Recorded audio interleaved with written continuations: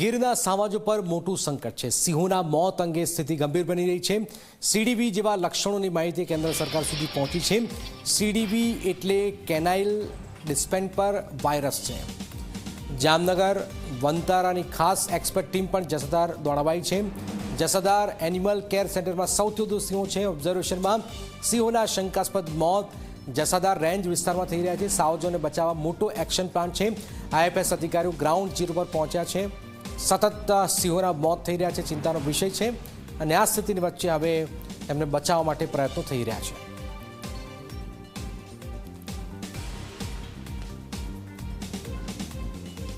અત્યારે પરિસ્થિતિ નિયંત્રણમાં છે। છેલ્લા 2 દિવસમાં આવી કોઈ ઘટના બની નથી અને સ્થળ ઉપર અને બીજી જગ્યાએ વન વિભાગે ટીમો બનાવીને જે પ્રિવેન્ટિવ કાર્યવાહી કરવી જોઈએ એ તમામ પગલાં લેવાઈ રહ્યા છે।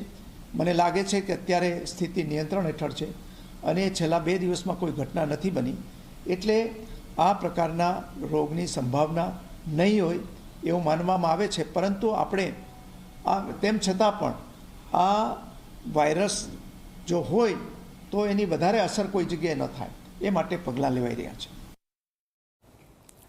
તો સિંહો પર સંકટ કેમ વધી રહ્યું, જરા એને સમજી લે શું થઈ રહ્યું છે। તો સિંહો પર જે સંકટ વધી રહ્યું છે, એક પછી એક સિંહોના મોત થઈ રહ્યા છે।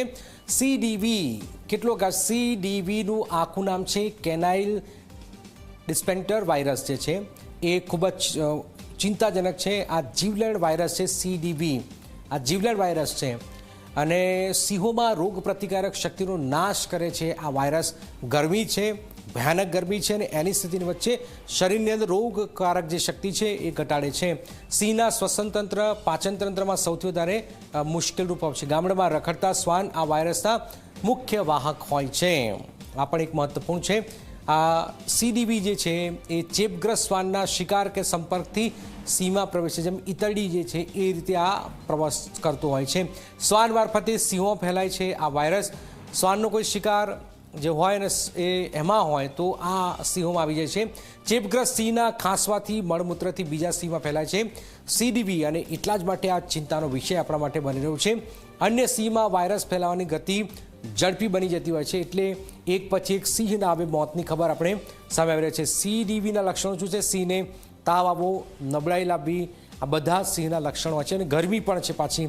સિંહ થાકીને શિકાર કરવાનું બંધ કરી દે છે, કારણ કે સિંહ શિકાર કરવાનું બંધ કરે એટલે આપ સમજી લો કે આ લક્ષણો છે। નાક, આંખમાંથી સતત પાણી અથવા ઘટ પ્રવાહી નીકળે છે।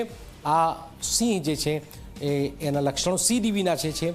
ન્યુમોનિયા અને સિંહને થઈ જાય છે અને ત્યાર પછી આપણે જોયું છે કે સિંહોના સતત મોત થઈ રહ્યા છે। વાયરસ મગજ સુધી પહોંચતા જ સિંહ અહીંયા સંતુલન ગુમાવી દે છે અને ત્યાર પછી આ જે સીડીવી જે છે એ લક્ષણો જે સિંહના શરીરમાં ધ્રુજારી કે આંચકી આવવા લાગે છે અને ત્યાર પછી સિંહ એક જ જગ્યાએ અચેતન અવસ્થામાં રહેવાનું પસંદ કરે છે અને પછી ધીરે ધીરે આ સિંહ એનું મોત થઈ જાય છે।